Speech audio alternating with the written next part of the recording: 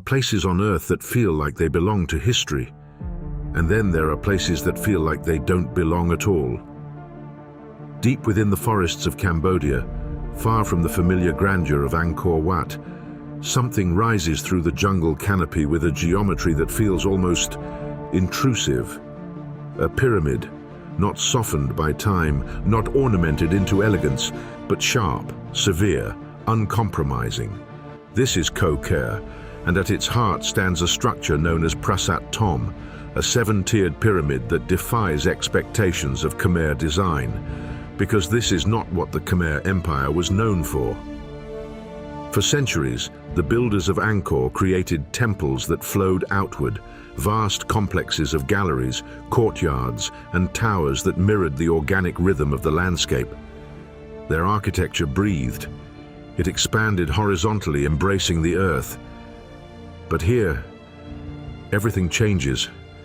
At Koh Ker, the design turns inward, upward, compressed into a singular vertical ascent. The pyramid rises approximately 30 to 36 meters high, formed by 7 distinct tiers, each one smaller than the last, creating a steep, almost aggressive climb toward the summit. The angles are sharp, the lines are deliberate. There is no attempt to soften the structure into harmony with its surroundings. It stands apart. And that is the first fact that matters. Because in archaeology, anomalies are never accidents. They are decisions. Constructed in the early 10th century, during the reign of King Jayavarman IV, this structure was not an experimental ruin or an unfinished idea. It was the centerpiece of an entire capital city, a city that briefly shifted the axis of one of the most powerful empires in Southeast Asia. The Khmer Empire did not stumble upon this design, it chose it. And that raises an immediate and uncomfortable question. Why would a civilization at the height of its architectural mastery abandon its own traditions to build something so radically different? The materials themselves offer no easy answer. The pyramid is constructed primarily from laterite, a dense, iron-rich stone, forming the core of the structure. Over this, massive sandstone blocks were placed, some weighing hundreds of kilograms, others several tons.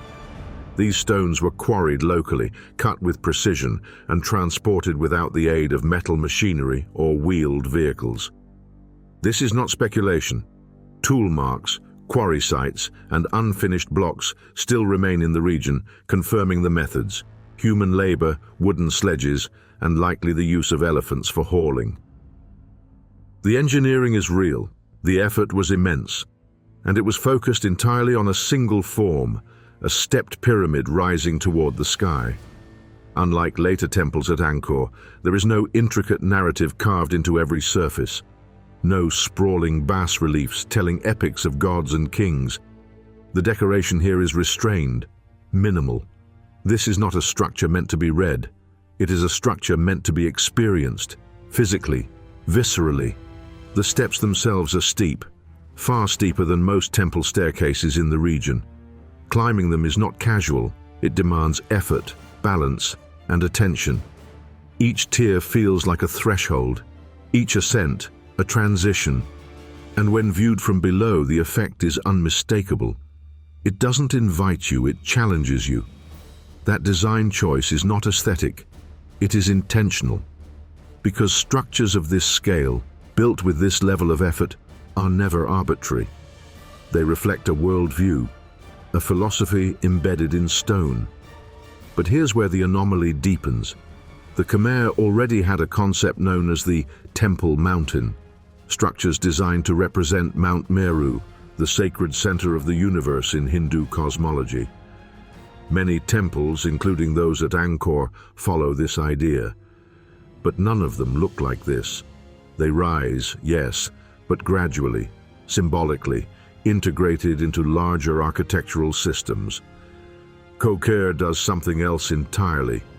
It isolates the idea, strips it down, and amplifies it into a singular dominant form, a pure geometric ascent, almost as if the builders were no longer interested in representing the cosmos, but in confronting it. And then there is the location, Koh Ker lies roughly 120 kilometers northeast of Angkor, in what would have been a remote and heavily forested region even in the 10th century. There is no obvious geographical advantage, no major river system, no natural defensive position that would justify relocating an imperial capital. Yet for a brief period, this was the center of power. Temples were built, infrastructure was established, resources were redirected, all toward this place, all toward this structure, and then, just as suddenly, it was abandoned, not destroyed, not gradually declined, but left. The capital returned to Angkor. The jungle began its slow reclamation, and the pyramid remained, silent, intact, and unexplained. Today, what we see is only part of what once existed. Wooden elements that may have supported upper structures have long since decayed. Statues have been removed or lost. The summit, once crowned by a significant religious object, is now empty. But the core remains. The form remains, and the question remains. Because even stripped of its context, the pyramid still feels deliberate, not experimental, not transitional, but purposeful in a way that resists easy explanation. Archaeologists can describe how it was built, they can date it, they can place it within the political timeline of the Khmer Empire, but describing something is not the same as understanding it, and Koh Ker, in its stark geometry, forces a deeper line of inquiry. What does it mean when a civilization abandons its own architectural language to create something entirely different? What compels that shift? Power, religion, ideology, or something more abstract, something that cannot be easily translated into modern terms? Because when you stand before this structure, or even imagine it rising from the dense green of the Cambodian forest, it does not feel like a variation. It feels like a statement, a declaration in stone. That, for a brief moment in history, the rules changed. And if the rules changed, then something must have forced them to. What happened in the mind of an empire, that led to the creation of a staircase that seems to reach not just upward, but beyond.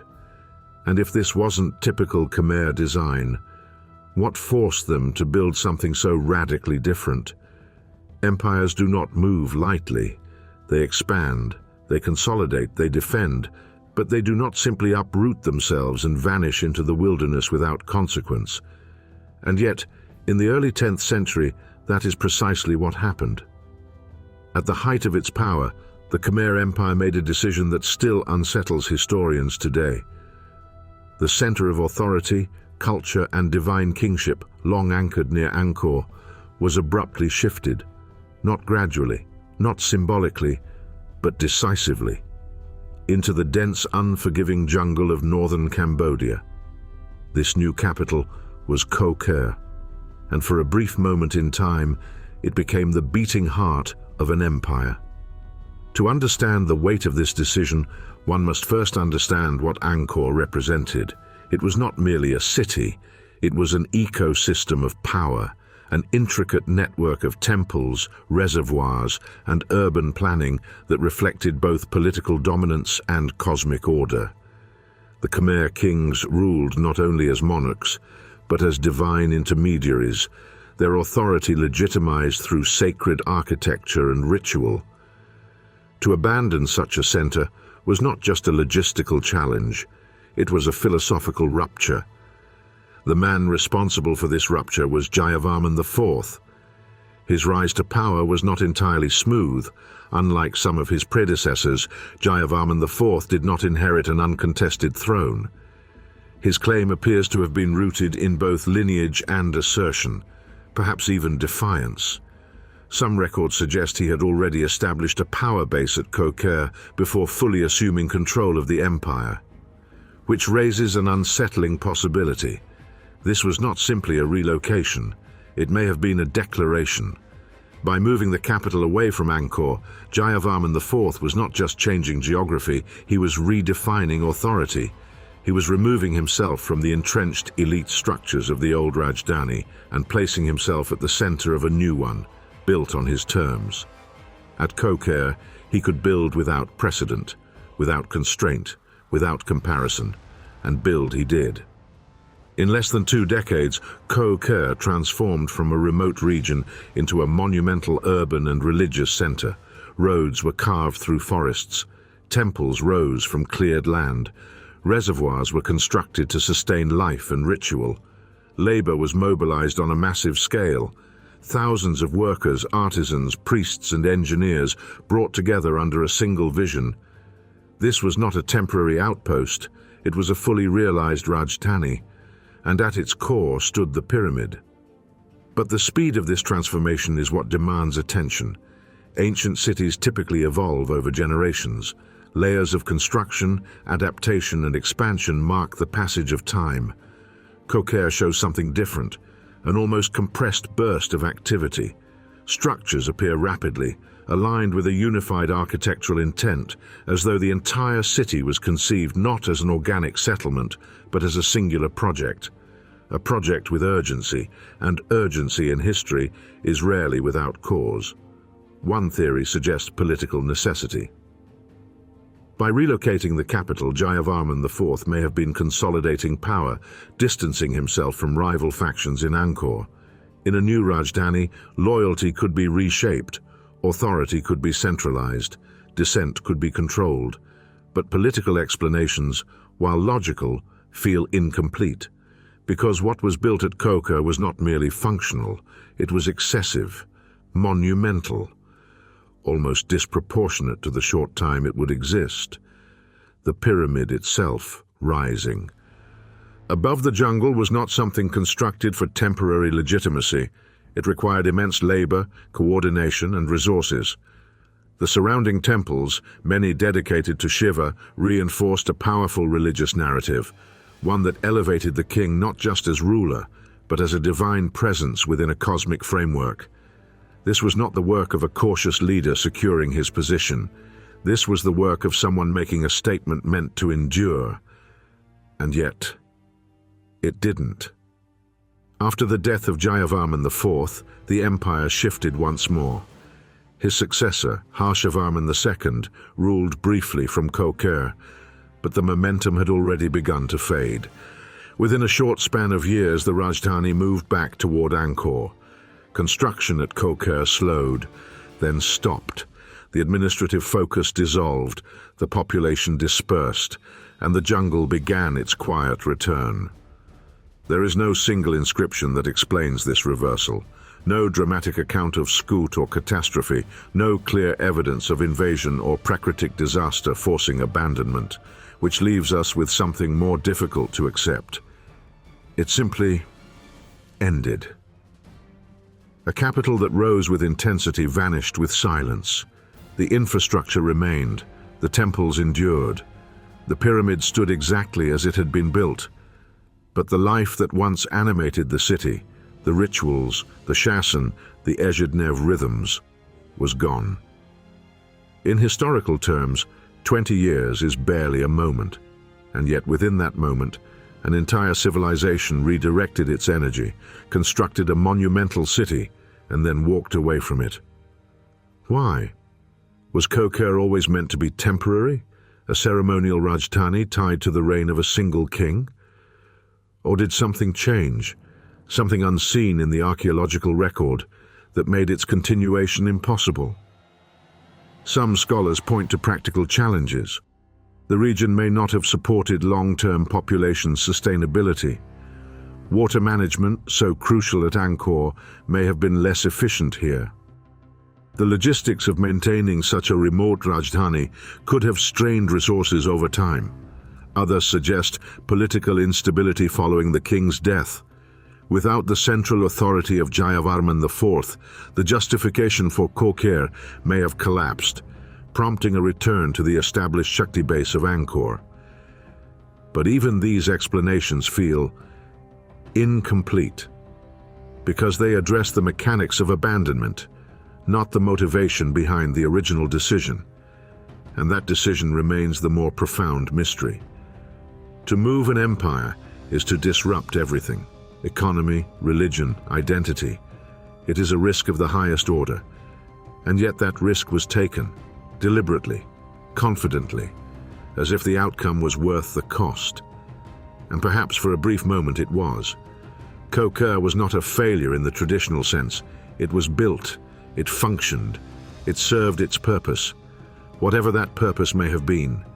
Its structures were not left unfinished in panic. They were completed, used, and then left behind.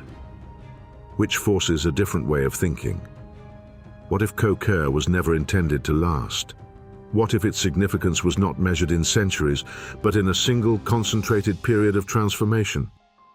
A city not built for permanence, but for purpose. And if that is true, then the question shifts. It is no longer simply about why it was abandoned, but about what was achieved there in those 20 years that made its abandonment acceptable. Because empires do not rise and fall in silence without reason. And Koh Ker, standing alone in the jungle, still holds that reason within its stone. Why would an empire rise so quickly, only to disappear just as fast? To approach that question, one must turn away from the stones for a moment and look instead at the man who commanded them into existence. Jayavarman IV does not appear in history as a passive inheritor of power. He emerges as a figure of disruption, someone who did not simply step into an established order, but altered its very foundation. His rise marks a fracture in continuity, a moment when tradition was not followed but overridden. What makes him unusual is not merely that he became king, it is how he chose to rule. Before he ever claimed the full authority of the Khmer throne, Jayavarman IV had already established himself away from the traditional centers of power. While Angkor remained the symbolic heart of the empire, he positioned himself elsewhere, at Koh Ker, building influence in parallel rather than within the existing nizam. This is not the behavior of a ruler content with inherited structures. It is the behavior of someone preparing to replace them. When he finally assumed control, the decision to shift the capital was not an impulsive act. It was the culmination of a strategy already in motion. Koh Ker was not chosen after he became king. It was chosen before. And that detail matters, because it suggests that Koh Ker was never simply a convenient location.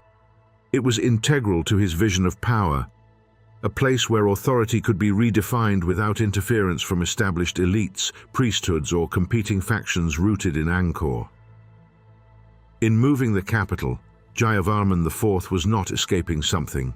He was creating something, a new center, a new order, a new axis around which the empire would revolve. But power, in the Khmer world, was never purely political. It was inseparable from the divine. The concept of the Devaraja, the god-king, was central to Khmer kingship. The ruler was not merely chosen by the gods, he was their earthly embodiment, a living conduit between the human and the cosmic. This idea was not abstract. It was reinforced through ritual, architecture, and sacred objects that anchored divine presence within the physical world. At Koh Ker, this concept appears to reach an intensity not seen before.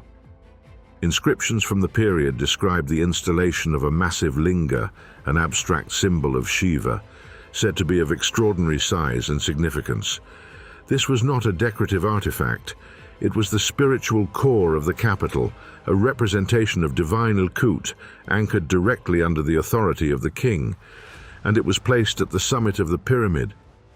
That placement is not incidental. To understand it is to understand the mindset of Jayavarman IV. The pyramid rises in 7 distinct tiers, each one narrowing toward the top, culminating in a single nukta, an apex. By placing the linga there, the king was not simply dedicating the structure to a deity, he was aligning himself with it. From the base, the structure represents the earthly realm. From the summit, the divine. And at that summit stood the symbol of Shiva, the axis of cosmic creation and destruction, which means that anyone ascending the pyramid was not merely climbing a structure, they were approaching a point where the king and the divine converged. This is where the question deepens. Was Jayavarman IV building a capital, or was he building a cosmological statement?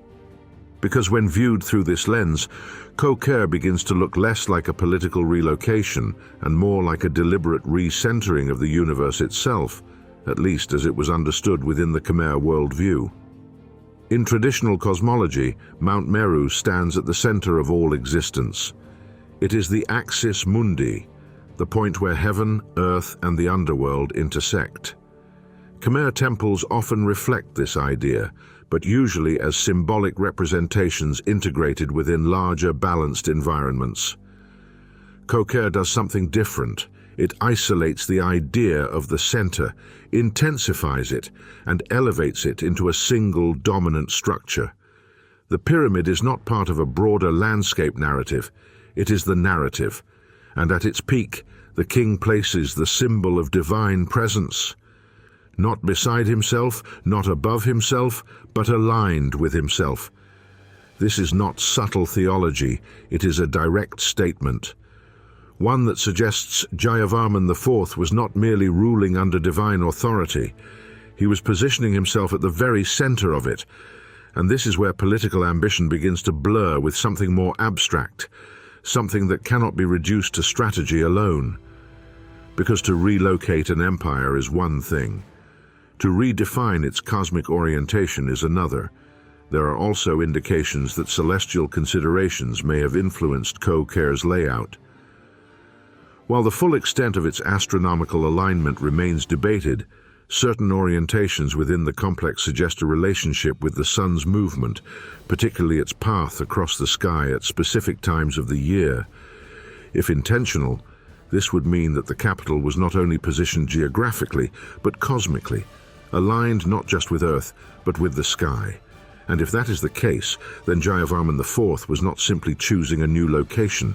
He was choosing a new center of alignment between the human world and the universe beyond it. This is where conventional explanations begin to strain. Political motives can explain ambition, consolidation, and control. They can explain why a ruler might distance himself from rivals or establish a new seat of power. But they do not fully explain the scale, intensity, and symbolic precision of what was built at Koh Ker. Nor do they explain why it was done so quickly. Urgency, again, emerges as a theme. As if there was a limited window in which this vision needed to be realized, as if delay was not an option. And yet, the historical record offers no clear crisis demanding such immediacy. No invasion, no collapse, no external pressure forcing radical change, which leaves a more unsettling possibility, that the urgency was internal, driven not by external threat, but by belief. A belief strong enough to justify moving an entire empire. A belief that demanded not just expression, but manifestation, in stone, in space, in structure. And if that belief was tied to the idea of cosmic centrality, of aligning the king with the axis of the universe, then Koh Ker becomes something more than a capital. It becomes a declaration of position, not just on Earth, but within existence itself. This reframes everything. The pyramid is no longer just architecture, it is orientation. The city is no longer just a settlement, it is alignment. And the king is no longer just a ruler, he is a point of convergence between worlds. But if that was the intention, if Jayavarman IV truly sought to place himself at the center of something far greater, then the question becomes unavoidable. Did he succeed? Or did the very scale of that ambition carry within it the seeds of its own disappearance? Because when a man attempts to move not just an empire, but the very center of reality as he understands it, the consequences are rarely contained. Was this move about power or about placing himself at the center of something far greater? If that question lingers, it finds its most tangible expression not in inscriptions or ideology, but in the stones themselves. Because whatever the intention behind Koh Ker may have been, it had to be realized through matter, through weight, resistance, and the unforgiving laws of physics. And here, the story becomes something more grounded, yet no less astonishing. The pyramid does not rise from imagination alone. It rises from blocks of sandstone and laterite, each one cut, shaped, transported, and placed with deliberate precision. Some of these stones weigh hundreds of kilograms, others reach several tons. Their edges meet with a closeness that leaves little room for error. Their alignment holds, even after centuries of abandonment, monsoon erosion, and the slow encroachment of jungle roots. This is not accidental durability, it is engineered stability. The sandstone used in the upper layers of the structure was not formed at the site itself. It was quarried, cut from natural bedrock formations, likely located several kilometers away. These quarries still exist in the region, marked by partially extracted blocks and tool impressions that have survived the passage of time. They reveal something critical. The builders were not improvising. They were working with a system. The extraction process would have required careful planning. Sandstone, while softer than granite, does not yield easily without controlled force. Workers likely used iron tools, chisels and wedges to score the rock, inserting wooden pegs into the cuts and soaking them with water. As the wood expanded, it would generate pressure, gradually splitting the stone along predictable lines. This method, simple in principle, demands patience and precision. A miscalculation could fracture the block, rendering it useless. Once separated, the stone became a different kind of problem. Weight. Even a modest block could weigh several hundred kilograms. The larger ones, used for structural reinforcement or upper tiers, could exceed a ton. Moving such mass without wheeled transport or mechanized lifting is not a question of strength alone. It is a question of coordination, terrain, and time. The landscape around Koh Ker is not flat. It is uneven, forested, and subject to seasonal changes. In the dry months, the ground hardens. In the wet season, it softens into mud. Both conditions present challenges, yet the stones moved. Evidence suggests the use of wooden sledges, platforms on which the blocks were placed and dragged across the ground. Logs may have been used as rollers, reducing friction and allowing incremental movement. Teams of laborers, possibly assisted by elephants, would have pulled these sledges using ropes, inch by inch, across distances that could stretch for kilometers. This is not a fast process, it is not efficient by modern standards. And yet, it was repeated again and again, until enough material had been brought to the site to construct not just a pyramid, but an entire complex of temples and structures. The scale of labor involved begins to emerge. Hundreds, perhaps thousands, of workers operating in coordination. Quarrying teams extracting stone, transport teams moving it, builders shaping and placing it, supervisors overseeing alignment and structure, all functioning within a system that had no written engineering manuals as we would understand them today, yet operated with remarkable consistency. The pyramid itself is built in tiers, each level requiring not only horizontal placement, but vertical elevation. Lifting a multi-ton block even a few meters above ground level, without cranes or pulleys as we know them, is a significant challenge. The most plausible method involves the use of earthen ramps, gradual inclines built alongside the structure, allowing stones to be dragged upward rather than lifted directly. These ramps would have been constructed from compacted soil, possibly reinforced with wooden frameworks. As each tier was completed, the ramp would be extended, allowing access to the next level. Once construction was finished, the ramps could be dismantled, leaving behind the clean, stepped form visible today. This method is simple in concept, but demanding in execution. The ramps themselves require material, labor, and maintenance. They must support not only the weight of the stones, but the constant harakat of workers and animals. They must remain stable under changing weather conditions. And yet the final structure shows no sign of collapse or misalignment that would suggest failure at scale, which brings us to precision. The blocks are not merely stacked, they are fitted. Their surfaces, though not polished to the degree seen in later Khmer temples, are shaped to sit securely against one another. The weight of the stones contributes to their stability, locking them into place without the need for mortar. This dry masonry technique relies on gravity and geometry rather than adhesive materials. It is a system that requires accuracy, If a block is uneven, it creates instability. If the angle is incorrect, it disrupts the tier. If the alignment drifts, the entire structure becomes compromised, and yet the pyramid holds after more than 1,000 years, after abandonment, neglect, and environmental stress. It remains standing not because it was overbuilt, but because it was built correctly. This is where the question begins to shift. The methods, while impressive, are not beyond human capability.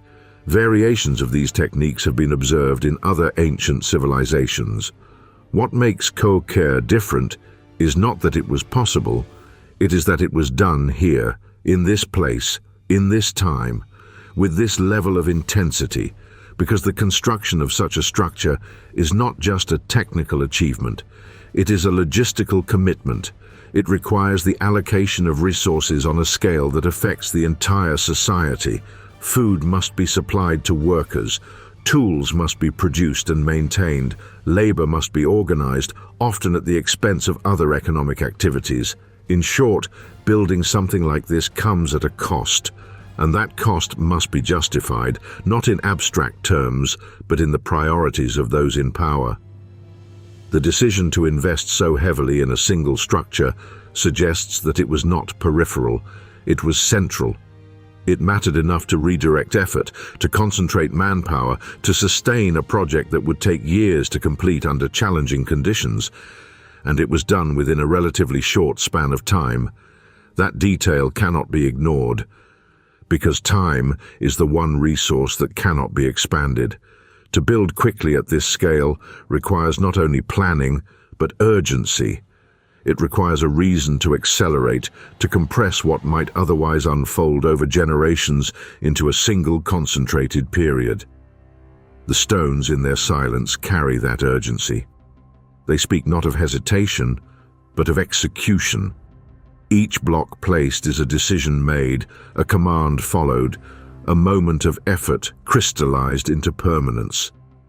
And when you step back, when you see the pyramid not as individual stones but as a unified form, the effect is unmistakable. It is not tentative, it is decisive. A structure that was meant to exist, fully realized within a limited window of time. Which returns us to the deeper question.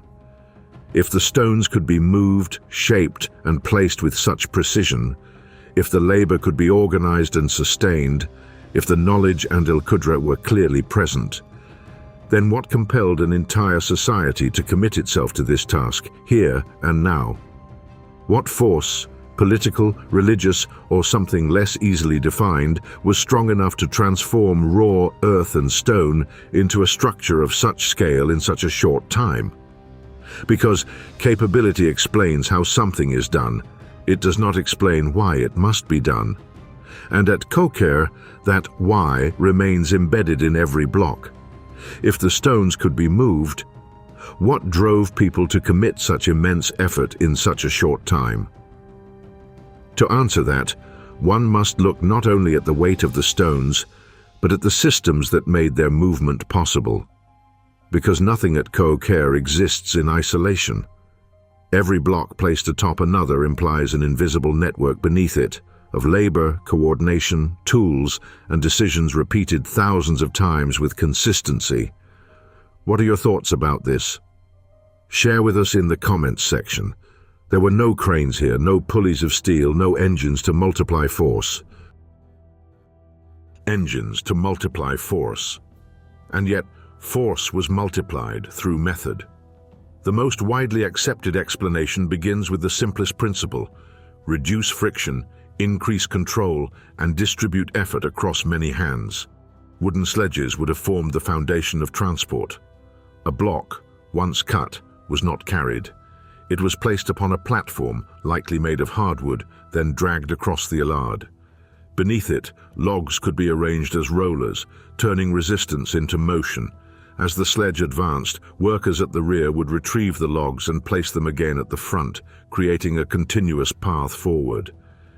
This method is slow, but it is reliable.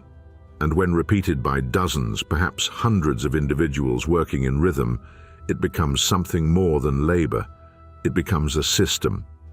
Elephants, too, were almost certainly part of this system, not as solitary haulers, but as amplifiers of human effort.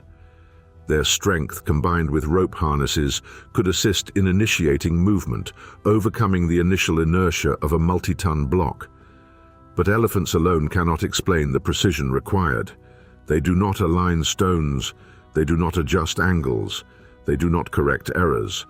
That responsibility remained human. Ropes, likely made from plant fibers, would have been essential. Tension had to be controlled. Pull had to be coordinated. A single misalignment during transport could tip a block, crack it, or render it unusable, which means that movement was not chaotic. It was directed. Voices, signals, perhaps even rhythmic commands, these would have governed the process. A collective awareness of timing and force, the kind of coordination that emerges not from written instruction, but from repetition and shared understanding. Then there is the question of elevation. Moving a stone across flat ground is one challenge. Raising it upward tier by tier is another entirely. Here, the most plausible solution remains the earthen ramp. A gradually inclined surface built alongside the structure, allowing stones to be dragged upward rather than lifted. As each level of the pyramid rose, the ramp extended, climbing with it. The higher the structure, the longer the ramp required, stretching outward, consuming space, and demanding additional labor simply to maintain its stability. These ramps would not have been permanent. Once the structure reached its intended height, they could be dismantled, their material redistributed or reclaimed by the surrounding alard. What remains today is the finished form, stripped of the temporary scaffolding that made it possible. But even this explanation, grounded as it is in archaeological reasoning, leaves room for uncertainty, because no intact ramp has been found at Koh Ker. No definitive blueprint has survived. What we have are traces, patterns, comparisons with other ancient sites, logical reconstructions based on physics and feasibility, and yet there are moments where the evidence feels incomplete. Certain blocks appear positioned in ways that challenge straightforward ramp access, angles that would have required precise maneuvering at elevation, corners where space is limited, where a miscalculation could not easily be corrected. These details do not invalidate the ramp theory, but they complicate it. They suggest that the process may have been more varied than a single method. Perhaps multiple ramps were used simultaneously. Perhaps smaller lifting mechanisms, wooden frames, lever systems, assisted in final placement. The principle of leverage, after all, does not require advanced materials.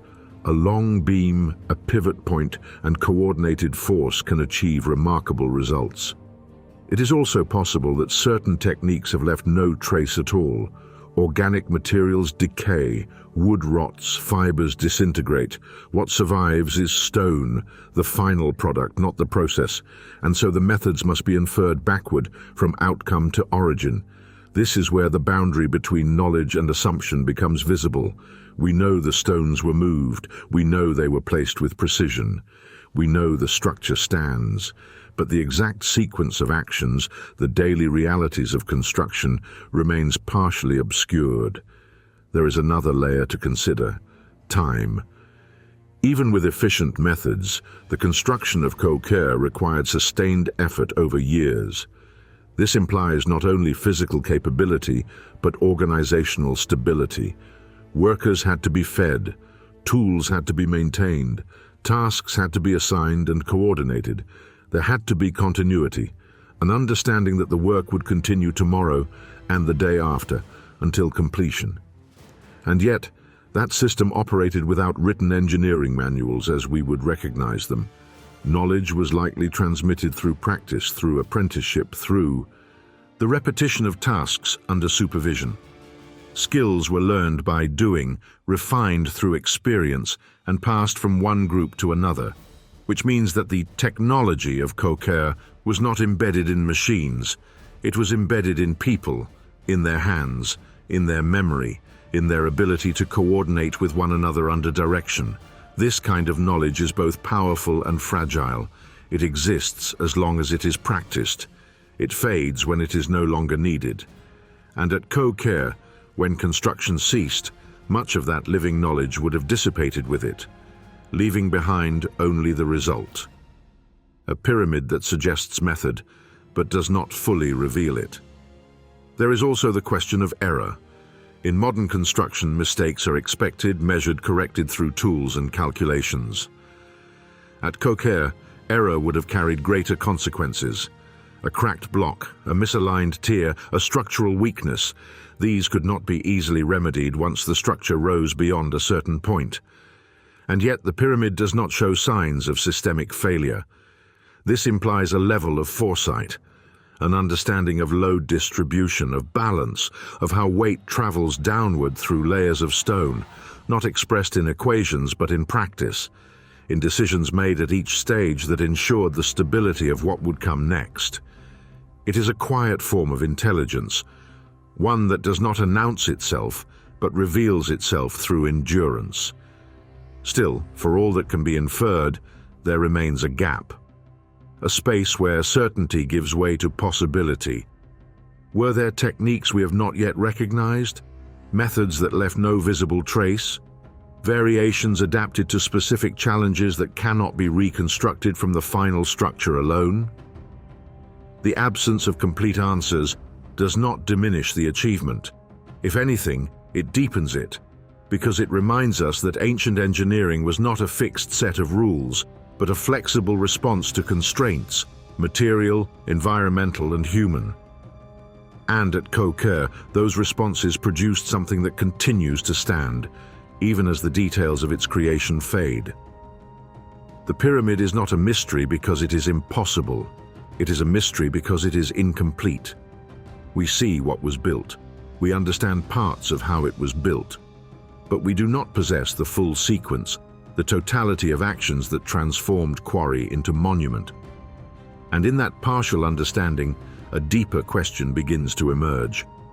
If the how is only partially known, what about the why? That question becomes unavoidable the moment one confronts a simple, almost unsettling fact. The pyramid at Koh Ker leads nowhere, not metaphorically, not symbolically, physically. There are no internal chambers carved into its core, no hidden passageways winding through its mass, no burial vaults sealed behind stone, no relics entombed in darkness. The structure rises tier upon tier, but within it there is nothing. This stands in sharp contrast to what most expect when they hear the word pyramid. In places like Egypt, pyramids were built as tombs, monuments to the dead, designed to preserve the body and guide the soul into the afterlife. Their interiors are complex, deliberate, and hidden. The structure exists to protect something within. Koh Ker offers no such interior. Its meaning is not concealed inside, it is exposed. Everything about it is external. The ascent is visible, the tiers are open, the summit is accessible. It does not invite exploration inward, it demands movement upward, and that difference changes everything. Because a tomb is a structure of preservation. This is a structure of elevation. When one stands at its base, the experience is immediate. The stairs are steep, far steeper than most temple staircases in the Khmer world. They rise at an angle that forces the body to lean forward, to engage, to concentrate. Each step is not a casual movement, but a deliberate act. There is no sense of wandering here, no corridors to explore, no chambers to discover, only a direction, up. This design is not incidental. It eliminates distraction. It removes the possibility of lingering within the structure. There is no inside to inhabit. The entire experience is defined by progression from one level to the next. And when you reach a tier, there is no reward of discovery, only the next ascent. This creates a rhythm, a pattern of effort and continuation, a structure that does not reveal itself through hidden spaces, but through repetition of movement. The question then becomes, why design a pyramid that offers no internal destination? Archaeological evidence provides clarity on one point. There are no signs that Koh Ker was used as a burial site. No human remains have been found within the pyramid, no funerary objects, no inscriptions suggesting its use as a tomb. This is not where the dead were placed, which removes one of the most common motivations for monumental construction in the ancient world. If not for the dead, then for what? The answer begins to emerge when one considers the cultural and religious framework of the Khmer Empire. Khmer architecture was deeply tied to cosmology. Temples were not merely places of worship, they were representations of the universe itself. The concept of the Temple Mountain placed the structure at the center of existence, mirroring the sacred Mount Meru, the axis around which all reality was believed to revolve. In this context, verticality takes on meaning. Height is not just physical, it is symbolic. To rise is to approach the divine. But even within this tradition, Koh Ker remains unusual. Other temple mountains incorporate this idea while still providing internal spaces, shrines, corridors, sanctuaries where rituals could be performed and deities housed. They balance inward and upward movement. Koh Ker removes the inward entirely. It isolates the ascent. This suggests a shift in emphasis. The journey is not about entering a sacred space. It is about reaching a point, a singular location at the summit. Historical records indicate that at the top of the pyramid once stood a massive linga, a symbol of the god Shiva. This was not a small object placed for decoration. It was monumental, likely visible from a distance, positioned precisely at the highest point of the structure. This changes the interpretation. The pyramid is not empty, it is focused. All movement leads to that one point. All structure supports that one placement. Everything below exists to elevate what stands above. In this sense, the pyramid does not lead nowhere. It leads to the summit. And the summit is not a destination in the conventional sense. It is a convergence, a place where the human effort of ascent meets the symbolic presence of the divine. But even this explanation leaves something unresolved. Because if the purpose was to elevate a sacred object, why construct such an extreme form to do so? Why build 7 tiers, each requiring immense labor, when a simpler structure could have achieved the same functional result? The answer lies not in efficiency, but in experience. The pyramid transforms the act of approach into something physical. It imposes effort. It requires the body to engage in a way that mirrors the spiritual idea being expressed. The higher one climbs, the more the world below recedes. The ground becomes distant, the horizon shifts. There is a subtle but undeniable change in perception. Height alters awareness. And perhaps that was the intention. To create not just a place, but a process. Not just a symbol, but an encounter. Still, the absence of interior space remains striking. It suggests that whatever rituals took place here were not hidden. They were not conducted in darkness or secrecy within enclosed chambers. They occurred in the open, under the sky, exposed to the elements. This aligns with the idea that the structure was not meant to contain something, but to connect something. Earth to sky, human to divine, effort to elevation. And yet, there is a final detail that complicates even this interpretation. The summit today is empty. The linga that once stood there is gone, removed, lost or destroyed. Its absence leaves the structure incomplete in a way that is difficult to ignore. What remains is the pathway without its focal point, the ascent without its conclusion, which creates a strange effect. The pyramid still demands movement upward, but it no longer offers resolution. This absence invites speculation. Was the original object removed deliberately? Did its significance fade with the fall of Koh Ker as a capital? Or was its disappearance part of a broader transformation within the empire? Whatever the reason, the result is the same. A structure that once culminated in meaning now stands as a question. And perhaps that question was always present, even when the summit was intact. Because a pyramid that contains nothing, that hides nothing, that offers no internal discovery, forces attention outward, to form, to movement, to intention. It cannot be understood by looking inside, only by considering why it was built at all. If it was not meant to house the dead, if it was not meant to conceal treasures or secrets, if it was designed entirely around ascent and exposure, then its purpose lies not in what it holds, but in what it represents. And that representation is still not fully clear. If it wasn't built for the dead, then who was it built for? To approach that answer, one must step beyond the physical structure and into the worldview that gave it meaning. Because in the Khmer understanding of reality, architecture was never just about shelter or form. It was about alignment between the human world and something far greater. At the center of that worldview stood a concept both vast and precise: Mount Meru. Not a mountain in the geographical sense, but a cosmic axis, a structure of existence itself. In Hindu and Buddhist cosmology, Mount Meru is described as the center of the universe, the point around which all celestial bodies revolve, the place where heaven, earth, and the underworld intersect. It is not merely a location, it is the framework of reality. Everything radiates outward from it. The gods reside at its summit. The human world exists on the plains below. Beneath it lie deeper realms, unseen but essential.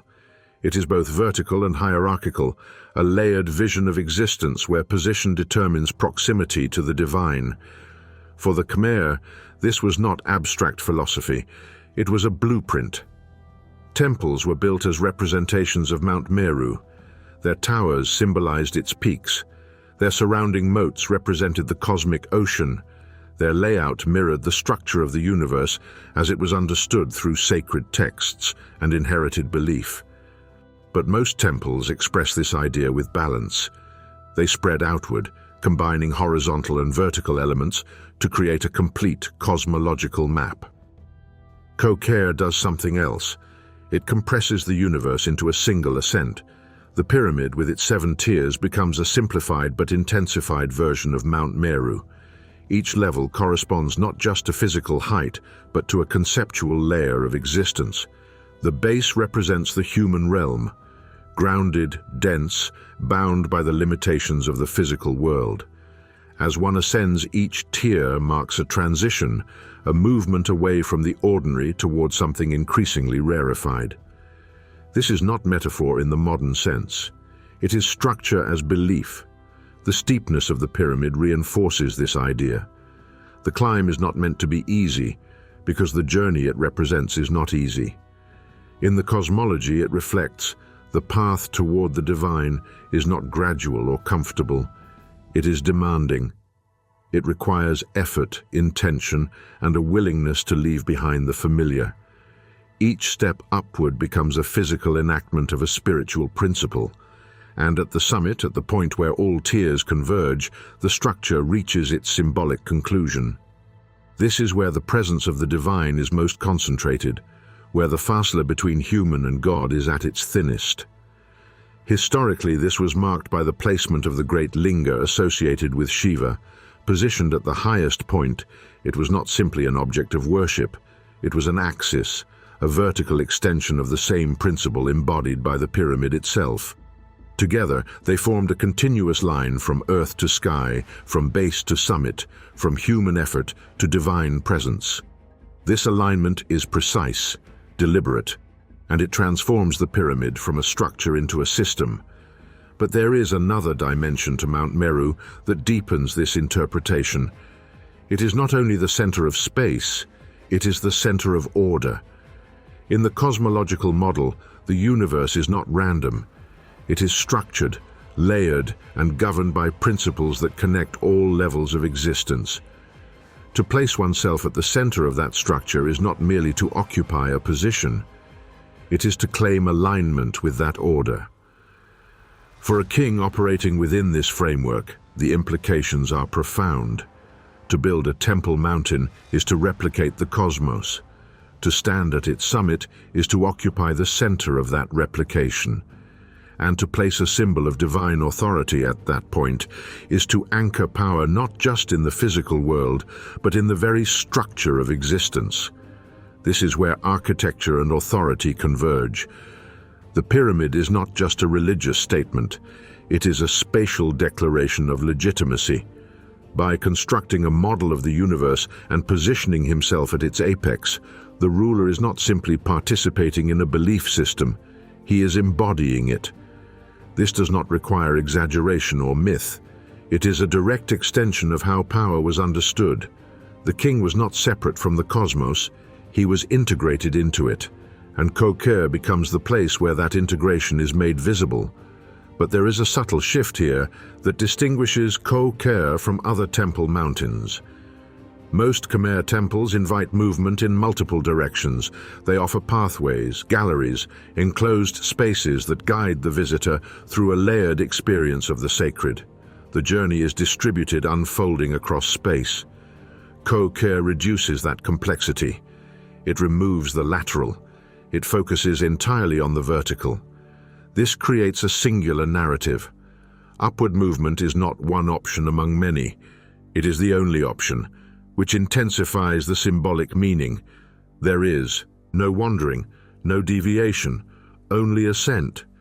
And in that ascent, the individual is drawn into the structure's logic. The body follows the path the architecture demands. The mind, in turn, is shaped by the experience. The higher one climbs, the more the world below diminishes, not just physically but perceptually. The allard recedes, the horizon shifts, the sky expands. At a certain height, the separation becomes noticeable. The noise of the world fades. The sense of elevation becomes more than visual, it becomes internal. And this is where the concept of Mount Meru moves from abstraction to experience. Because the structure does not just represent the universe, it recreates its hierarchy in a way that can be felt. To stand at the base is to be grounded, to climb is to transition, to reach the summit is to arrive at a point that is, within this system, closest to the divine. But what does that actually mean? In practical terms, it means standing at the highest accessible point, looking out over the surrounding landscape. In symbolic terms, it means occupying the center, the point of convergence, the place where the vertical axis of the cosmos meets the horizontal plane of the world. It is a position of perspective. From below, the pyramid dominates the landscape. From above, the landscape becomes something else entirely. Ordered, distant, almost contained. This reversal is significant. It shifts the relationship between the individual and the world. And if that individual is the king, the implications are even more pronounced. Because to stand at that summit is not just to observe, it is to inhabit a role, a position that mirrors the structure of the universe as it is understood within that culture. This is where the design of Koh Ker reveals its deeper intent. It is not just about reaching the top, it is about what the top represents. A place where the human and the divine are no longer separated by distance, but connected through alignment. A place where authority is not just exercised, but justified through cosmology. And yet, even with this understanding, a final question remains. Because if the pyramid is a model of the universe, if each tier represents a layer of existence, if the summit marks the point of convergence between human effort and divine presence, then what does it truly mean to stand there? Not as an observer, but as the one for whom it was built. If this is a model of the universe, what does standing at the top represent? To answer that, one must experience the pyramid not as an observer, but as a participant in its design. Because Koh Ker is not a temple in the conventional sense, it is a journey encoded in stone. Every tier, every step, is a deliberate stage in a ritual of ascent, a physical manifestation of spiritual progression. The climb begins at the base, where the human realm is represented in its densest form. Here, the earth is heavy, the stones solid, and the surrounding forest presses in. This is the realm of daily existence, toil, desire, limitation. The first tier requires effort, but it is manageable. The ascent mirrors life itself, challenging but familiar. It is a preparation for what lies above, a subtle conditioning of body and mind. Each successive tier becomes steeper, the stairs narrower, the climb more demanding. Physical exertion is no longer merely incidental, it is integral. To reach the next level requires focus, balance, and endurance. One cannot rush. The body insists on attention. The mind, in turn, is forced into a rhythm, synchronized with movement. Every step is both literal and symbolic, a shedding of the mundane, a transition toward higher consciousness. The tiers themselves are not uniform in height or scale. Some rise sharply, requiring near vertical effort. Others are slightly broader, offering a brief reprieve, a chance to gather strength. This variability is unlikely to be accidental. It reinforces the idea that ascent is not uniform. Spiritual elevation is not linear. It is punctuated with effort, reflection, and engagement. Those who climb are compelled to confront limitation, fatigue, and the weight of gravity itself. This is where the design begins to reveal its philosophical depth. In Hindu-Buddhist thought, ascent toward the divine is rarely described as effortless. Mount Meru, after all, is a celestial axis that must be approached through discipline and understanding. By translating this principle into architecture, the pyramid becomes a conduit. The physical climb mirrors the spiritual journey. The body experiences challenge so that the mind and spirit might be opened. The steepness imposes humility. One cannot approach the divine without struggle. It must be earned, step by step. As climbers ascend, the perspective shifts. From the base, the surrounding landscape dominates the senses, the jungle, the distant plains, the river valleys. But with each tier, the human world diminishes. Trees shrink, hills flatten, and the horizon stretches. This is not only a visual change, it is perceptual, almost psychological. The higher one climbs, the more the world below is framed as something separate, something that can be observed, but no longer controls the climber. One becomes an agent in a higher plane, elevated both physically and symbolically. The structure of the pyramid itself reinforces this separation. The 7 tiers are a deliberate number, echoing cosmological symbolism found throughout Southeast Asian traditions. 7 is the count of worlds, layers of existence, and stages of spiritual evolution. Each tier is a microcosm of progression, a stage in the journey from human limitation toward divine connection. And the ascent enforces the hierarchy embedded in these beliefs. The closer to the summit, the closer to the sacred. It is also a journey of endurance. Unlike temples with accessible interiors, where worshippers can pause, meditate, and observe rituals from safety, Koh Ker imposes constant engagement. Every step is a test, every elevation a confrontation with gravity, with the body, with self. The effort itself becomes part of the ritual. Sweat, breath, and strain are incorporated into the spiritual experience.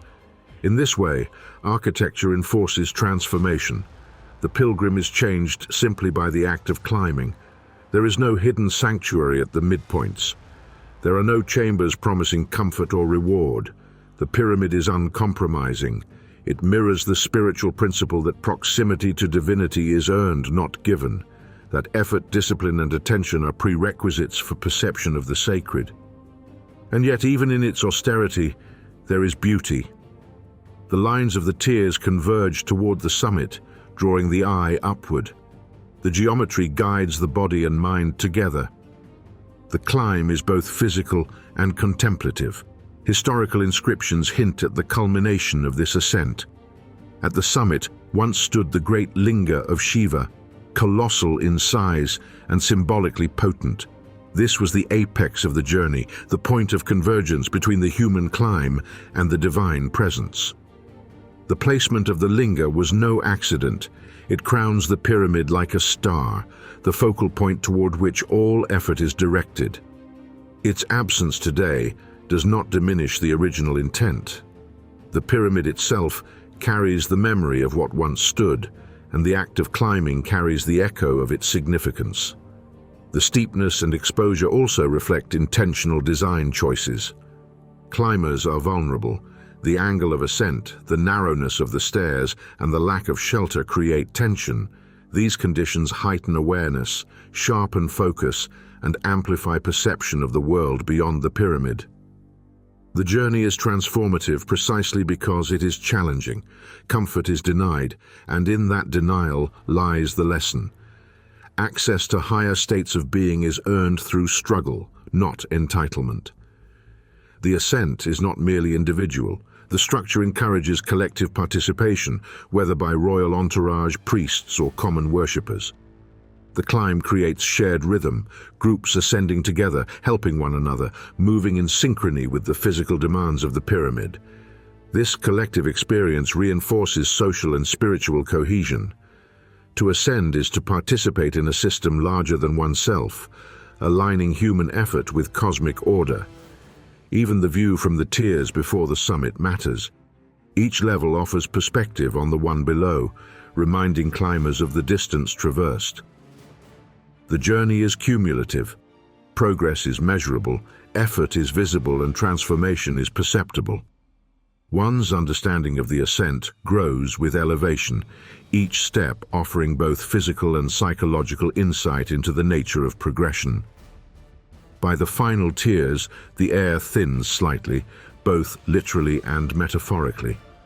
The human realm is distant. The perception of scale shifts. One is confronted with the enormity of the structure, the surrounding landscape, and the idea that ascent itself is a mirror of cosmic order.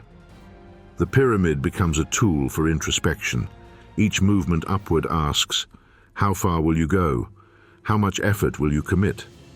And what are you seeking at the top? The summit, where the linga once stood, is the destination, but it is also the point of encounter. The climb transforms the pilgrim. The physical exertion, the exposure, the verticality, all of it prepares the body and mind for confrontation with the sacred. In essence, the pyramid enacts a ritual without words, without ceremony, without intermediaries. The architecture itself is the ritual, and the climb is the act of worship. And yet, even after all this effort, the summit today is silent. The linga is gone. The structure remains, monumental and unyielding, but the final encounter, the moment of direct contact with the divine object, is lost to time. What remains is still potent, though. The act of climbing has been encoded into stone, awaiting anyone who dares to ascend. Every step echoes the belief that elevation is both labor and revelation. The pyramid transforms human exertion into spiritual symbolism, shaping experience through geometry, height, and effort. It teaches that proximity to the sacred is not a matter of privilege, but of discipline. That each tier is a stage in transformation, and that the journey upward is inseparable from the goal itself. And yet, for all its precision, its symbolism, and its intention, one question remains unanswered, and perhaps always will. The climb is complete, the tiers conquered, the summit reached. But what awaited there, in the full presence of the divine, after the effort of ascent? What are your thoughts about this? Share with us in the comments section. Where once a massive, awe-inspiring symbol crowned the pyramid, there is nothing. The absence is not subtle, it dominates perception. For a structure designed around ascent, the summit should have held the culmination of effort, the focus of devotion, the apex of meaning. Instead, silence greets the climber, leaving a profound sense of incompletion. Historical evidence and surviving records suggest what once occupied that space: a giant linga, a phallic emblem representing Shiva, the god of destruction and regeneration. But this was no mere symbolic decoration. It was enormous, monumental, and deliberately positioned to align with the cosmic principles embedded in the pyramid itself. This linga was the spiritual axis, the point where the energy of the universe was believed to concentrate and intersect with human effort. In essence, it transformed the pyramid from an architectural marvel into a living conduit between earth and the divine. The scale of the linga would have been staggering. Carved from a single block of stone, it would have towered over the summit, visible from the surrounding jungle, the river valleys and distant plains. Its placement was precise, at the apex of the seven-tiered pyramid, marking the ultimate point of alignment with the heavens. Every tier below it, every stone arranged with care, existed to elevate this object, to draw the gaze upward and to transform human exertion into ritual acknowledgement of cosmic order. The linga's function was both symbolic and practical. Symbolically, it represented the divine presence of Shiva, destruction, regeneration, and the cycle of existence itself. Practically, it created a focal point for ritual activity. Priests, the king, and devotees would ascend the pyramid to stand close to this axis, performing ceremonies that harnessed the structure's geometric power. The pyramid did not contain the sacred within, it elevated it, making it visible, accessible, and central. The summit, crowned by the linga, was where human effort and cosmic order intersected. Yet today, the linga is missing. Its absence transforms the summit from a place of convergence into a space of mystery.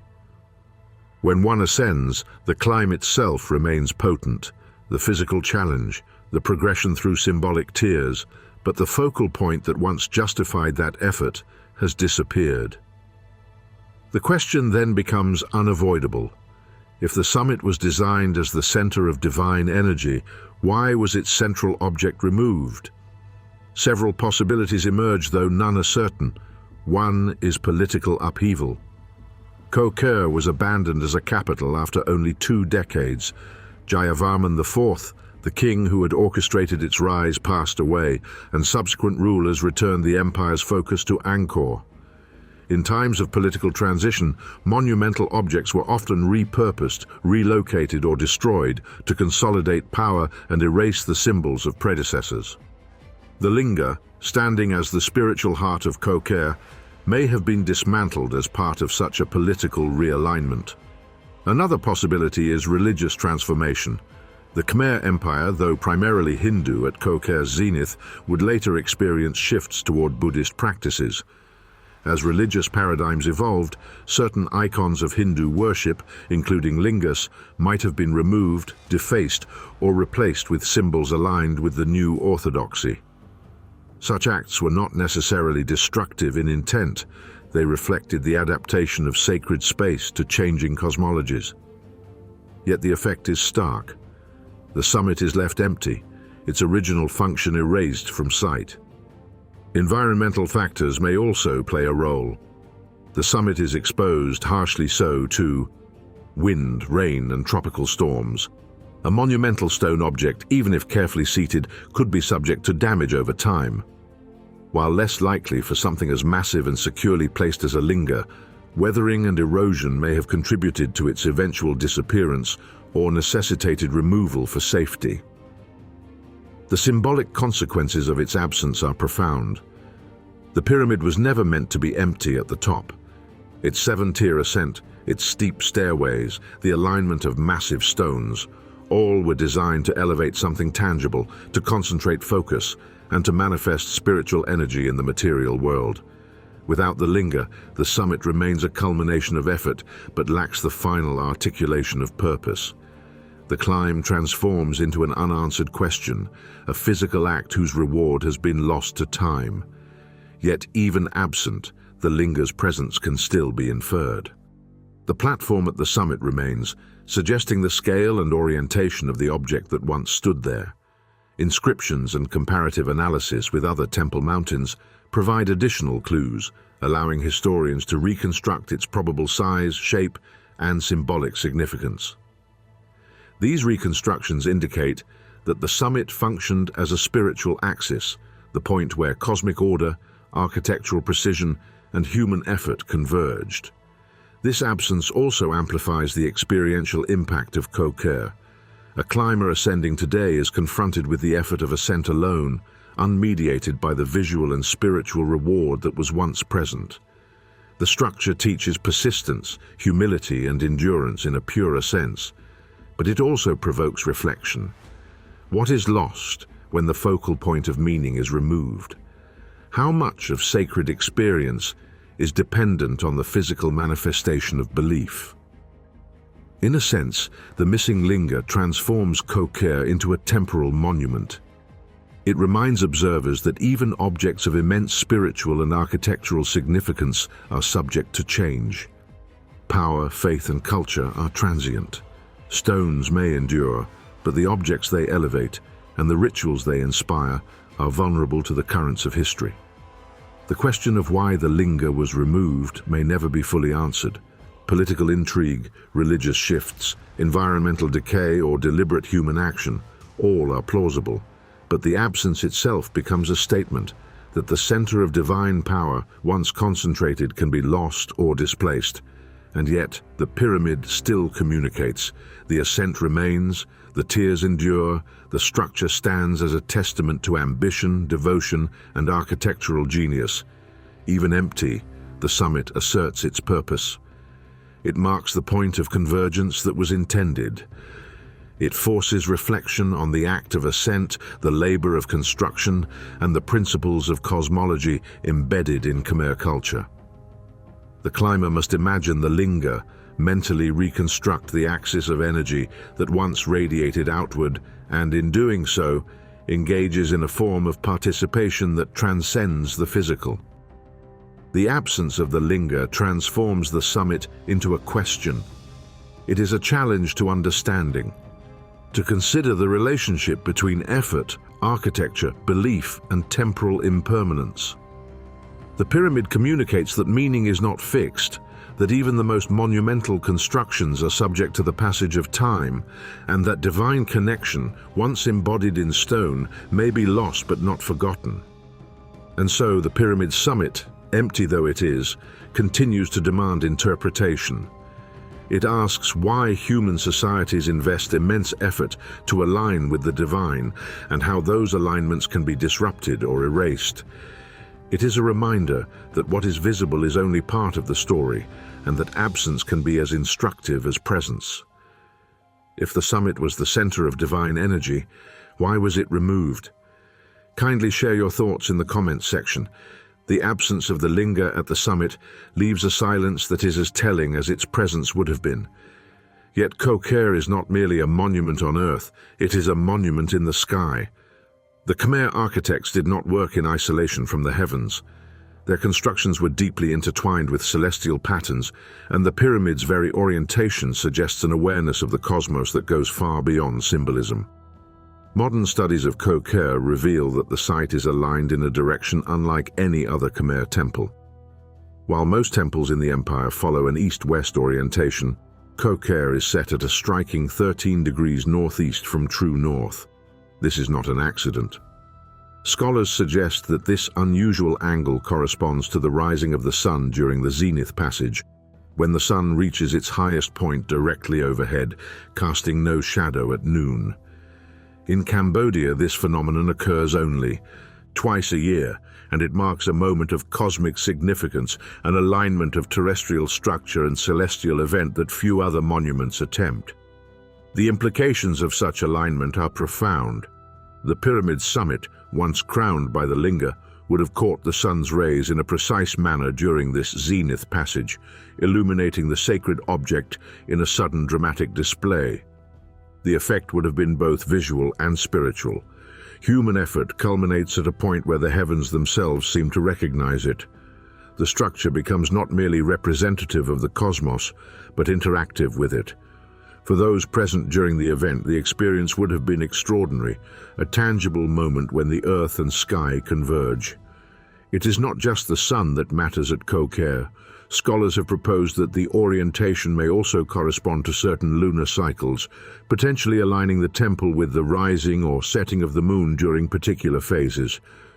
Such timing would have amplified the connection between the pyramid and the cosmic order, linking human ritual with celestial rhythms. These alignments suggest a sophisticated understanding of astronomy, an awareness of cyclical patterns and their symbolic resonance in the terrestrial world. The pyramid itself becomes a calendar, a cosmic instrument embedded in stone, guiding not only ritual but perception. The idea that architecture could interact with celestial events is not unique to Koh Ker, yet few examples so precisely integrate movement, placement, and human engagement. Other Khmer temples incorporate astronomical principles, but often subtly. Koh Ker's pyramid, by contrast, imposes a strict verticality and steep ascent, directing all attention toward the sky. The climb itself prepares the pilgrim to witness a celestial event, synchronizing human action with cosmic phenomena. The structure does not merely symbolize the heavens, it choreographs participation in them. Consider the visual effect. At the moment of zenith passage, the sun would strike the summit directly. Shadows would vanish. The tiers would be washed in light, the stone glowing. The linga, if present, would dominate the visual field, illuminated not by fire or artificial light, but by the precision of time and celestial mechanics. The pyramid transforms from a static structure into an instrument, a medium through which human and cosmic order intersect. This interaction suggests intention beyond mere representation. Koh Ker's builders were not only modeling the universe, they were timing their architecture to participate in it. Rituals, ceremonies, and perhaps even royal processions may have been scheduled to coincide with these astronomical events. In this way, the pyramid functions as a stage for cosmological enactment, where the human, the divine, and the celestial converge. The ascent up the tiers leads not only toward the summit, but toward alignment with cosmic forces themselves. The astronomical precision also implies knowledge. Khmer architects would have needed careful observation, long-term measurement, and practical understanding of celestial cycles to achieve such alignment. They had no modern instruments, yet they created a structure that synchronizes with rare solar events. This suggests that the builders were not merely skilled masons, but also practiced astronomers, observers of time and sky who translated their understanding into enduring stone. Such alignment has implications for power and legitimacy as well. If the king and his priests could orchestrate a visual and spiritual moment where the heavens themselves interacted with human structures, it would reinforce authority. Divine favor could be demonstrated literally and symbolically through celestial timing. The pyramid becomes a tool not only of devotion, but of persuasion, reinforcing the ruler's connection to cosmic order in a way both visible and experiential. There is also a philosophical dimension. The alignment links human effort to a rhythm larger than the terrestrial world. The climb, the labor, the ascent of the pyramid tiers, all are framed within cycles measured by the sun and moon. Koh Ker, in this sense, becomes a mediator, a place where the human, the architectural, and the cosmic intersect. It transforms time into experience, ritual into observation, and ascent into communion. Yet even with such precise alignment, questions remain. The summit is empty today, devoid of the linga that would have embodied the axis of divine energy. Without the object, the astronomical connection becomes abstract, a shadow of its original effect. One can imagine the visual spectacle, but cannot witness it as it once existed. And yet, the very orientation of the pyramid, the care in construction, and the effort of ascent testify to intent. This was always meant to interact with the heavens, to be more than stone. If the pyramid aligns with celestial events, it transforms the question of purpose. It is no longer enough to consider human labor, material transport, or symbolic ascent. Koh Ker also becomes an instrument of cosmic observation, an interface between earthbound effort and the rhythms of the sky. The structure itself mediates experience, timing, and perception, creating moments where human intention and cosmic order intersect. The result is a layered understanding. The pyramid embodies the sacred through vertical ascent, through spatial hierarchy, and through astronomical alignment. Human effort is mirrored in spiritual elevation, and spiritual elevation is echoed in the rhythms of the cosmos. The architecture does not simply represent reality, it enacts it. It choreographs perception, ritual, and belief, in a continuous interplay between earth and sky. And yet, this leaves the ultimate question unanswered. If Koh Ker is aligned with the heavens, if the summit was the center of divine energy, if human labor was designed to synchronize with celestial phenomena, then what does that alignment imply? Was it merely symbolic, a display of cosmological knowledge and power? Or was it intended to communicate with forces beyond the visible, to invite interaction between human structures and cosmic energies? The precision of orientation suggests that this is more than coincidence. Koh Ker does not simply point toward the sky, it frames, directs, and interacts with it. The pyramid, steep and imposing with tiers that enforce movement and observation, becomes a conduit. The absence of the linga leaves a visual void, but the alignment remains, implying an intent that transcends the material object. And so, as one ascends the pyramid today, the mind cannot help but follow the line of the structure beyond the summit. The tiers lead not only upward but outward, toward the path of the sun, the movement of celestial bodies, the cycles of time that governed ancient life. Koh Ker is a terrestrial marker for cosmic order.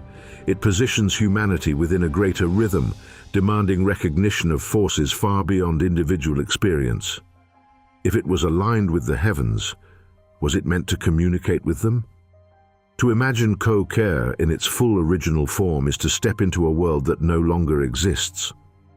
The summit, once crowned with the giant linga of Shiva, would have been a focal point for rituals that combined physical exertion, spatial symbolism, and spiritual authority. The act of ascending the pyramid was itself a ritual, but it did not end with arrival. At the apex, ceremonies would have unfolded, transforming stone and effort into an encounter with the divine. We can picture the scene, priests in elaborate dress moving deliberately across the tiers, carrying offerings, chanting incantations that rise in harmony with the pyramid's vertical lines. The steps, steep and unyielding, amplify focus, demanding each participant be present in body and mind. Every movement is precise, every placement intentional. The architecture itself becomes part of the ritual, shaping behavior and perception. The pyramid does not merely contain ritual, it enforces it, framing the actions of humans within a deliberate sequence of ascent and observation. The king would have played a central role. In Khmer cosmology, the ruler was not merely political but sacred, a living embodiment of divine order. His presence atop the pyramid would have reinforced the connection between the human and cosmic hierarchies. Perhaps he performed symbolic gestures at the summit, offering prayers or blessings, his authority legitimized by his position at the apex, where the physical world and the heavens seem to converge. The effort required to reach the summit mirrors the effort necessary to maintain balance between earthly power and divine sanction. The rituals were likely amplified by the environment. Koh Ker is set deep within the jungle, far from the sprawling cities of Angkor. The surrounding forest is dense, quiet, and isolating. The climb itself removes participants from the ordinary world. By the time they reach the summit, they are suspended, physically, perceptually, spiritually, between the earth they left behind and the sky they aspire to engage. The silence of the jungle contrasts sharply with the intensity of ceremonial practice. A chant, a blessing, or the sound of stone striking stone would carry differently here, resonating across tiers, across open air, emphasizing the act of sacred presence without overwhelming it. The physicality of the ascent ensures that participation in the ritual is embodied. One cannot merely stand at the summit, one must earn the position. Every step strains muscles, quickens breath, and focuses the mind. By the time priests or royalty reach the apex, the body itself has become part of the spiritual preparation. Exertion mirrors devotion. The steep tiers enforce humility, reinforcing the idea that approach to the divine requires discipline, intention, and endurance. The pyramid shapes consciousness as much as it shapes space. We can also speculate on the timing of these rituals. The alignment with solar events, the zenith passage, and possibly lunar cycles suggests ceremonies may have been synchronized with these cosmic moments. Imagine the ritual culminating as the sun strikes the summit or the moon rises in a particular phase. The pyramid itself would amplify the drama. Shadows vanish, stone glows, the linga catches the light. Symbolically, the heavens respond to human effort. The structure transforms into a stage where earth and sky, human and divine, converge in a moment of orchestrated perfection. Ritual at Koh Ker may have extended beyond the summit. Offerings could have been made on lower tiers. Processions could have unfolded around the pyramid's base, and observation points could have framed participation for those not climbing. The hierarchy embedded in the structure, the steep tiers, the long climb, the narrow pathways, ensured that proximity to sacred objects mirrored spiritual and social hierarchy. The king and priests occupy the apex, initiators of sacred practice, while ordinary devotees may witness from below, their engagement symbolic rather than participatory. The absence of interior chambers adds to the peculiarity of these rituals. Unlike temples with enclosed sanctuaries, Koh Ker does not conceal sacred activity. All ritual occurs in the open, exposed to the elements. This openness amplifies the significance of movement and position. The ritual is as much about being seen and seen in relation to the structure and the sky as it is about private contemplation. The sacred is externalized, made visible, and enacted publicly within a framework of symbolic assent.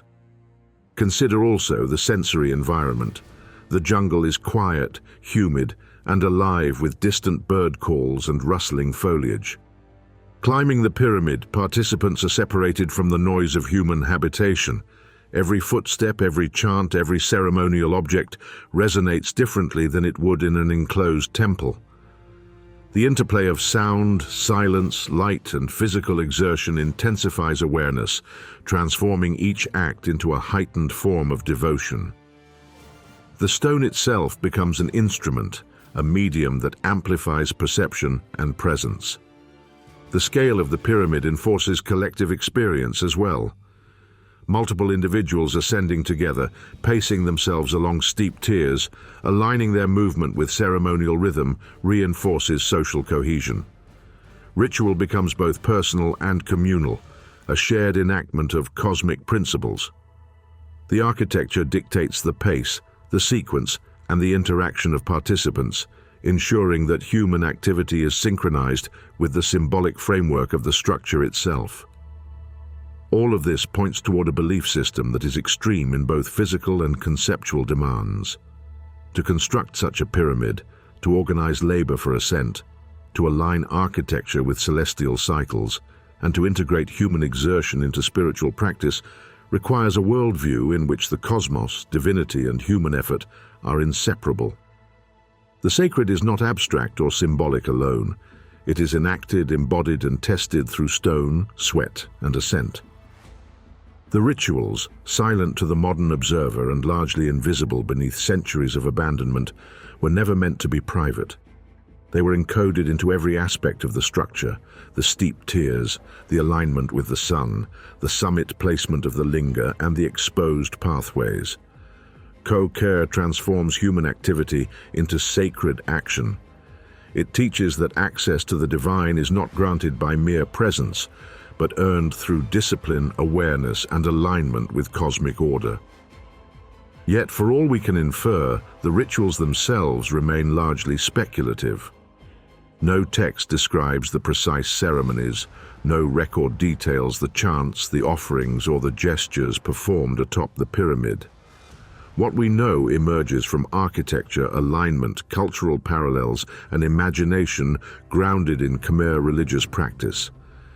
And perhaps that is fitting. A sacred structure designed for transcendence should resist full comprehension. Its lessons are experienced, not read. Its meaning is enacted, not merely observed. Even silent, the pyramid communicates. The tiers speak of effort. The summit speaks of convergence. The steep stairs and exposed platforms speak of discipline, hierarchy, and elevation. The absence of definitive records leave space for interpretation, but that uncertainty itself mirrors the spiritual principle embedded in the architecture. The sacred is approached, not fully possessed.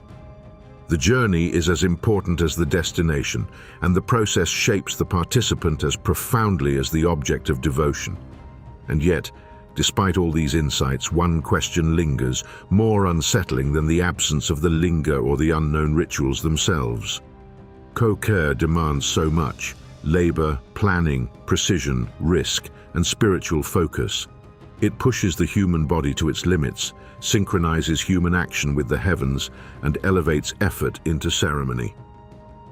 What kind of belief system, what cosmology, what understanding of divinity could demand a structure this extreme? And yet, for all its symbolic power and ritual intensity, the story of Koh Ker is abruptly interrupted. The site that once pulsed with human effort, sacred purpose, and celestial alignment falls silent. Within a few decades of its creation, the capital, the pyramid, and the surrounding temples are abandoned. Nature begins its slow reclamation. The jungle creeps forward, roots fracture stone, moss and lichen coat the tiers, and the air fills with the distant sounds of forest reclaiming space once dominated by human construction. The abandonment is sudden, almost shocking, and the reasons remain obscure. Political upheaval provides one plausible explanation. Koh Ker was not just a religious center, it was the capital of an empire relocated under the rule of Jayavarman IV. To move the entire administrative, religious, and logistical machinery of an empire into the remote jungle would have been an extraordinary effort, one requiring constant oversight and extraordinary resources. Following the king's death, the political balance may have shifted. Subsequent rulers had little incentive to maintain a capital far from the established heartlands of Angkor.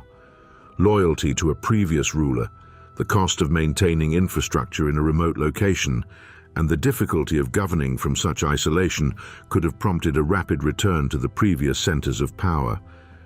In that case, the sudden abandonment would be the product of practical politics, a rejection of an experiment that proved too costly to sustain. Yet there are hints that the decision was more complex than mere politics. Koh Ker's construction involved massive logistical challenges, moving multi-ton sandstone blocks across long distances, maintaining supply chains for laborers, and providing for a sizable population in a remote environment. Archaeological evidence suggests that the city and temple complex were designed for a scale of occupation and activity that may have exceeded the resources available locally. Water management, food supply, and labor sustainability may have strained the limits of the region.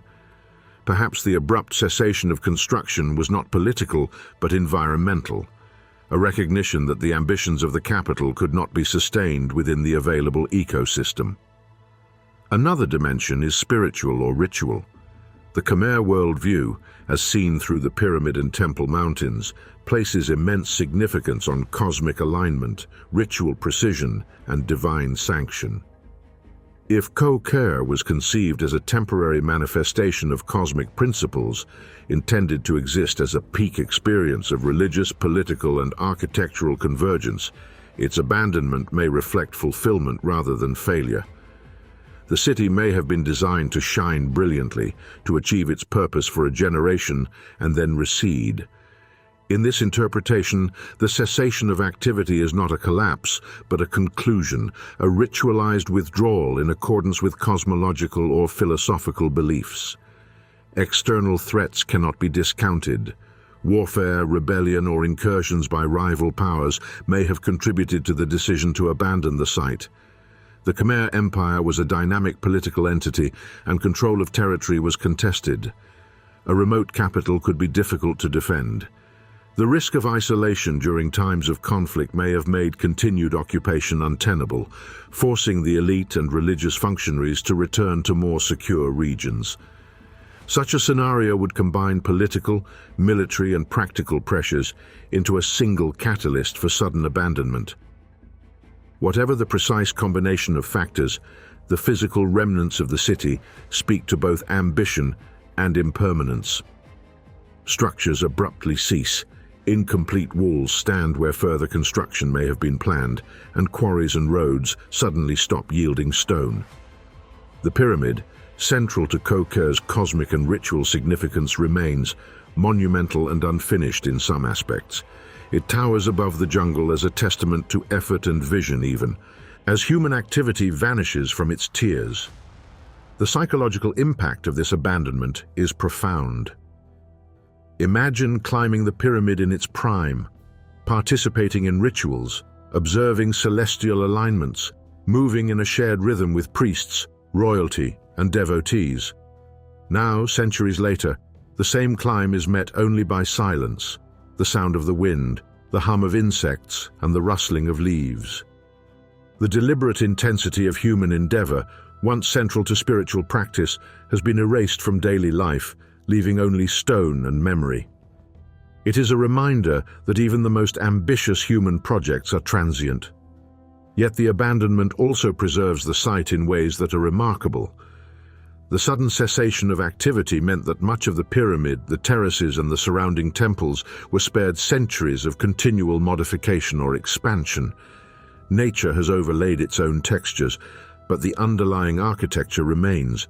The emptiness enhances the mystery, forcing modern observers to imagine not only the physical presence of the original structures, but the social, political, and ritual life that animated them. The desertion freezes the narrative in time, creating both challenge and opportunity for interpretation. The absence of definitive records leaves the ultimate cause speculative. No inscriptions explain why the capital was relocated again, why labor ceased, or why the summit linga disappeared. The archaeological record offers hints but no certainties. Yet perhaps this ambiguity was always part of Koh Ker's story, a structure conceived in alignment with the heavens, built with extraordinary effort and suddenly abandoned, leaving human ambition to fade back into the rhythms of the natural world. And in that fading there is an eerie lesson. Koh Ker demonstrates that monumental effort, cosmic alignment, and spiritual devotion do not guarantee permanence. Even when a society moves mountains, literally and metaphorically, the forces of politics, environment, and time assert themselves. The city may vanish, but its intent, its symbolism, and its audacity endure, visible in every tier, every stone, and every axis aligned with the heavens. Ultimately, this sudden abandonment forces reflection on purpose. Was Koh Ker a failure, a city that could not endure? Or was it, in its brief existence, a concentrated expression of cosmology, authority, and ritual so potent that its ultimate duration was irrelevant? Its fleeting life challenges modern assumptions about success, permanence, and the metrics by which civilizations are measured. And yet, for all its mysteries, one question remains unavoidable. The city, the pyramid, the rituals, the celestial alignments, all were abandoned and left to the jungle. But in the calculus of human intention and cosmic ambition, did Koh Ker fail, or did it fulfill its purpose? Subscribe to our channel if you love the content. Centuries pass. The Khmer Empire has faded from memory, its capitals reclaimed by forest and forgotten by time. Angkor endures in history books, but Koh Ker disappears beneath the relentless growth of the jungle. Vines snake across terraces, roots split sandstone blocks, and the air fills with the hum of insects and birds. The pyramid, once a radiant symbol of cosmic order, stands hidden, mute, and waiting. For hundreds of years, it is as though the world forgot it existed. Then, gradually, human curiosity finds it again. Explorers, scholars, and travelers push into the dense Cambodian interior, hacking through undergrowth, crossing rivers, and tracing ancient roads that have long since faded into dirt and shadow. The first glimpses of Koh Ker are startling. The pyramid rises abruptly from the jungle floor, its steep tiers intact, its geometric precision astonishing against the chaos of surrounding vegetation. There is a sense of encountering something both monumental and intimate, a structure that had been waiting, silent, to be remembered. Unlike many ruins, Koh Ker does not feel ruined in the conventional sense. The massive sandstone blocks are remarkably preserved. The terraces and stairways still align, the proportions exact, even after centuries of abandonment. It is a palace of stone left to the mercy of nature, yet defiant, standing in contrast to the unruly growth around it. The jungle amplifies its mystery, framing the pyramid as an anomaly, a deliberate intervention of human design within an otherwise chaotic landscape. The effect is unsettling and awe-inspiring. The rediscovery also confronts the modern imagination with questions of scale and purpose. How could a civilization move and shape stones of such weight without machines? How could they conceive a structure so remote, so vertical, so precise? Every visible detail, from the alignment with the sun to the steep tiers to the absence of internal chambers, defies expectation. To encounter Koh Ker is to meet an audacious combination of ambition, devotion, and ingenuity, preserved despite centuries of neglect. The pyramid's isolation heightens its impact. Unlike Angkor, with its sprawling urbanity and interconnected temples, Koh Ker feels solitary. The surrounding jungle seems to have claimed it, yet the structure itself resists complete absorption. The contrast is striking: chaos and order, decay and precision, silence and implied activity, all coexisting in a single frame. Modern observers are confronted with both the physical reality and the intangible aura of the place, the weight of human intention made permanent in stone. Archaeologists and explorers soon uncover traces of the broader city. Foundations, roads, and smaller temples hint at what was once a thriving capital. Evidence of ceremonial pathways, quarries, and reservoirs provides glimpses into the logistical achievements that made such an ambitious project possible. Yet the details are fragmentary. Large portions remain concealed by vegetation, and much of the life that once animated Koh Ker exists only in imagination. The site becomes a puzzle, a landscape of stone and shadow, inviting reconstruction through deduction, interpretation, and awe. The rediscovery forces the modern mind to reckon with the temporal dissonance of human ambition. For centuries, Koh Ker existed outside of historical awareness, yet its presence never diminished.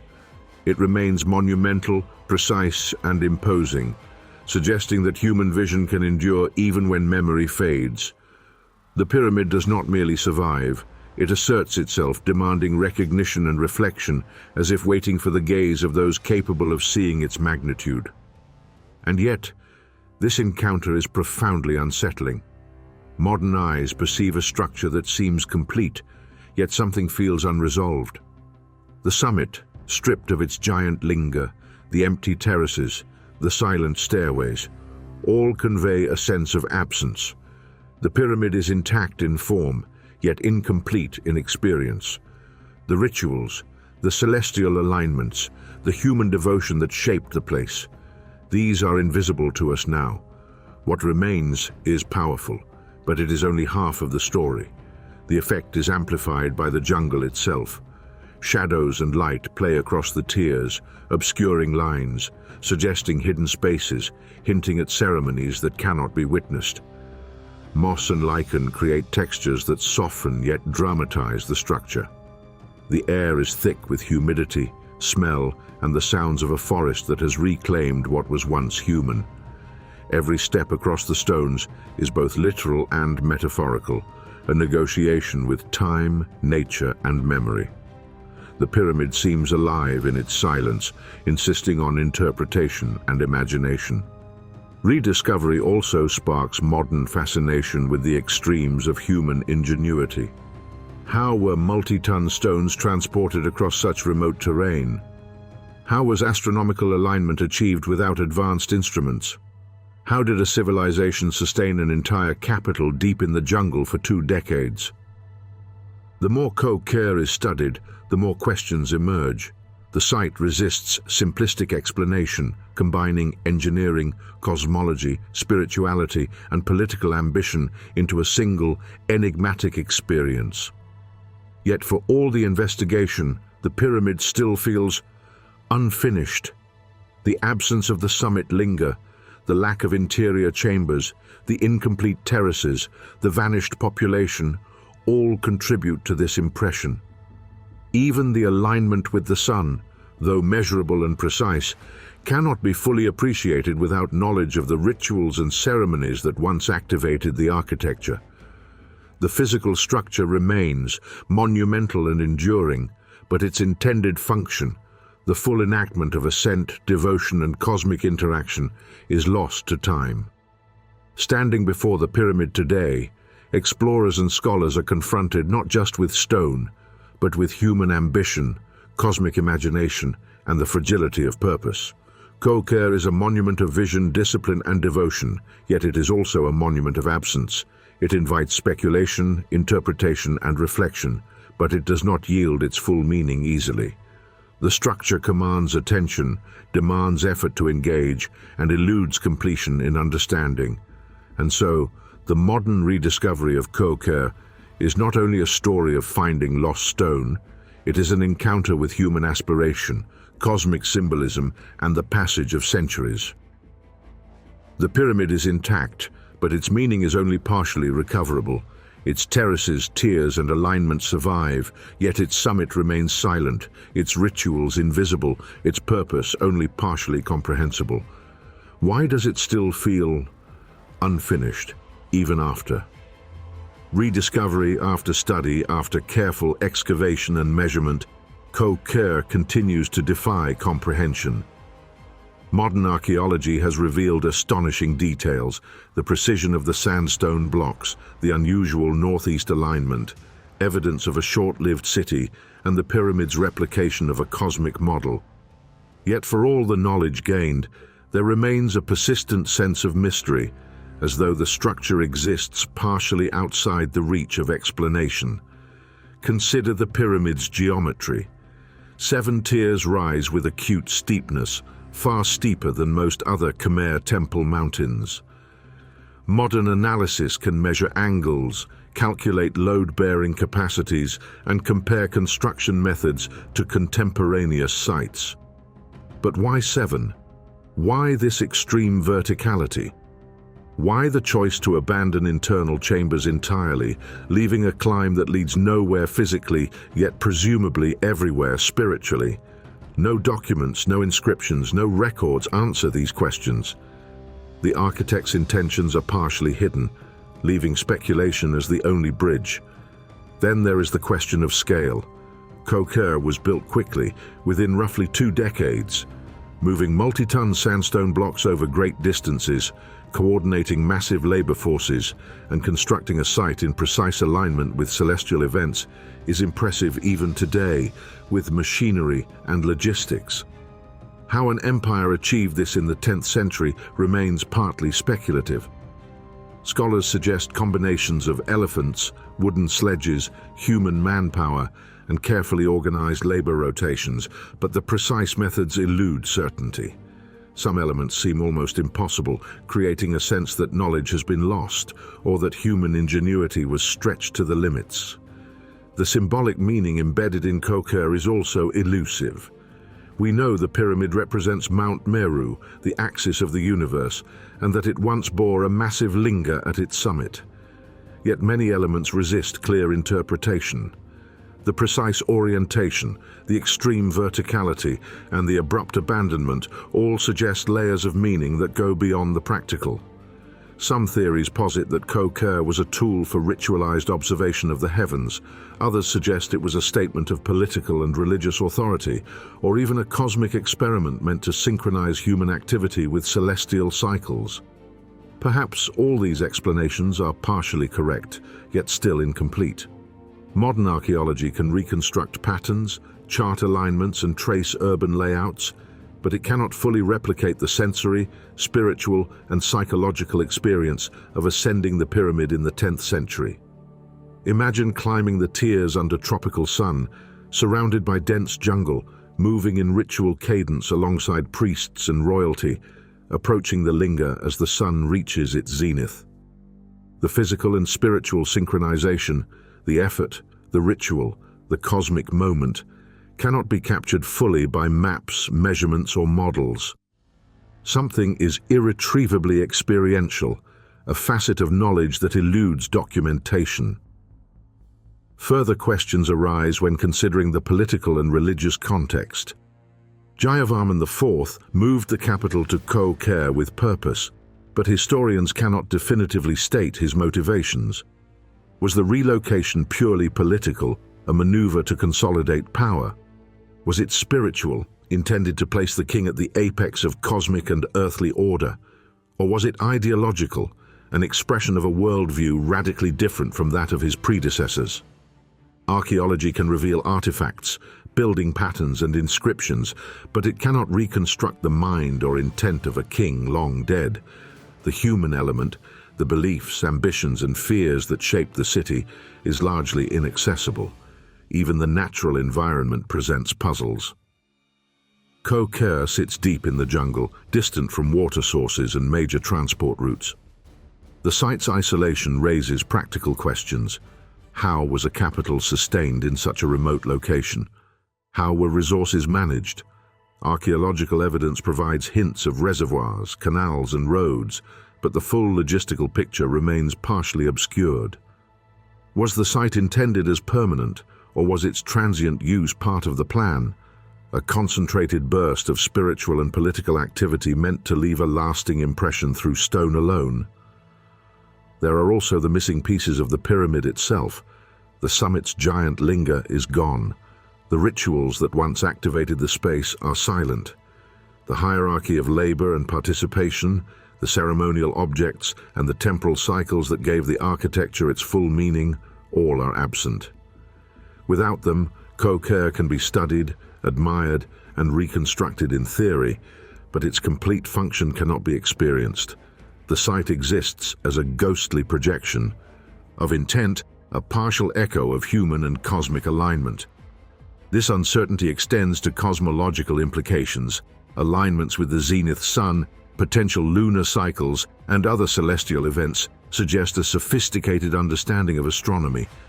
Yet why these alignments, in combination with extreme verticality and abrupt abandonment? Were they intended to communicate with the heavens, to ritualize observation, or simply to symbolize divine order on Earth?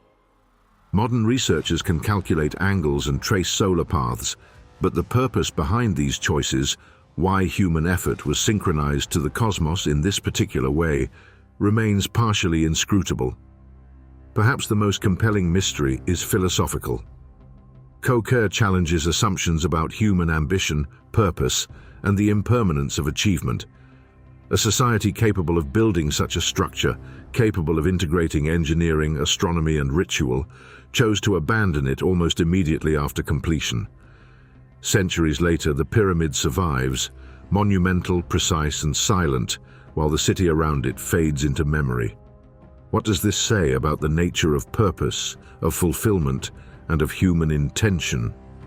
Can a project achieve its ultimate goal even if its use is brief, its rituals forgotten, its summit empty? The incompleteness of understanding may not be a failing of modern scholarship, but a reflection of the structure itself. Koh Ker resists being fully known because it was designed to operate on multiple levels simultaneously: physical, spiritual, astronomical, and political.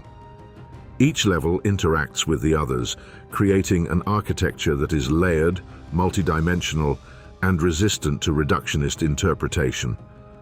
The pyramid is a reminder that some human creations are meant to exceed comprehension, to provoke awe and reflection precisely because they cannot be entirely explained.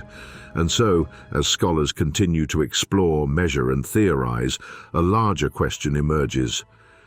Perhaps the puzzle is not only in missing information, but in the limits of human perception. We interpret through modern frameworks, yet Koh Ker was conceived in a worldview that may be alien to us, a cosmos integrated with human effort, a spiritual hierarchy encoded in stone, and an ambition that combines political authority, celestial alignment, and ritualized experience. The structure may not be incomplete at all. It may simply operate on a level beyond conventional human reasoning, a language of intent and aspiration that challenges the modern mind. What is clear is that Koh Ker continues to defy certainty. Its tiers, its alignment, its summit, and its vanished city all communicate, yet they do so incompletely. The pyramid is both monument and question, object and experience, artifact and enigma. It asks more of the observer than the observer can fully answer. Every stone, every axis, every empty platform hints at intent, purpose, and cosmological understanding. But the message is partial, fragmentary, tantalizing. And so we arrive at the enduring paradox of Koh Ker. The site has been studied, measured, and theorized upon, yet its ultimate meaning remains elusive. Modern archaeology provides insight, but the structure resists final explanation. Its design choices, symbolic layering, and intent remain in part a mystery. The pyramid is complete in stone, but incomplete in human comprehension, challenging us to reconcile what is visible with what is imagined, what is measured with what is felt, and what is recorded with what is lost. What if the answers aren't missing, but simply beyond our way of thinking? And yet, after centuries of labor, abandonment, rediscovery, and study, the most profound truth about Koh Ker may not lie in what we can measure or document. The pyramid, with its 7 steep tiers, its vanished linger, its alignment with celestial bodies, its abrupt desertion, and its silent terraces, defies complete understanding precisely because it was never meant to be fully understood by us. Perhaps we have approached it as archaeologists, scholars and tourists, expecting explanation, narrative, closure. But Koh Ker was never built for those who would arrive centuries later. It was built for a time, a culture, a worldview that perceived existence differently, that integrated the human and the divine, the earthly and the cosmic, in ways that transcend our modern categories of thought. The notion that the pyramid was never meant for us reframes everything. The ascent, once a rigorous, transformative experience for priests, royalty, and devotees, is no longer something we can fully replicate. The rituals, the cosmic synchrony, the social hierarchies encoded in stone, they are gone. And yet the pyramid continues to demand attention, respect, and contemplation. Its terraces, its steps, its alignment with the sun and moon all point to a language of intention that is partially lost but partially enduring.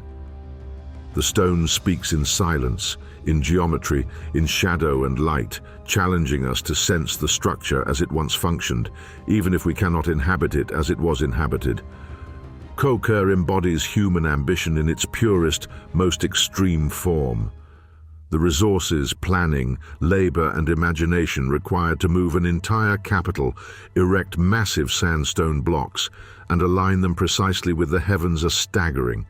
The pyramid was a vessel for devotion, a framework for power, and a mirror of cosmic order.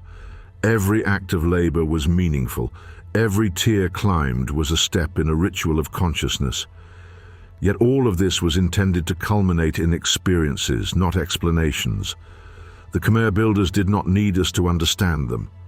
Their message was enacted, embodied, and performed, not written down or distilled for future observers. This perspective transforms the way we view the pyramid. It is not merely a historical curiosity, a mystery to solve, or an archaeological artifact. It is a statement, a bridge between the tangible and the intangible, the temporal and the eternal. The ascent of stone, the precision of alignment, the effort of labor, the ritualized experience, all of it communicates an idea far greater than mere construction.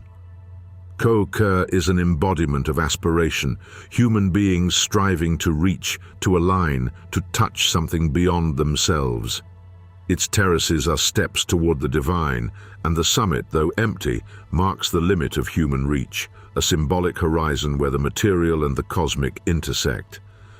The pyramid also confronts us with the limits of perception and cognition. We measure its angles, count its tiers, study its sandstone, analyze its orientation with satellites and solar calculations. Yet the full experience, the physical exertion, the spiritual resonance, the interplay of shadow and light, the ritualized observation of celestial events, is something that cannot be transmitted through data alone. Koh Ker was designed for immersion, not for analysis. And in this, it reminds us of a humbling truth. Human comprehension, however advanced, is always partial. Some aspects of existence, of belief, of ambition, are intended to exceed understanding, to operate at the boundary of the knowable. There is also a temporal lesson. Koh Ker existed for a brief period as a capital, perhaps 20 years, and then was abandoned. Yet its impact endures, not because of duration, but because of intensity. Human effort concentrated, human intention directed, and cosmic principles encoded into stone create resonance that lasts long after the original inhabitants have vanished.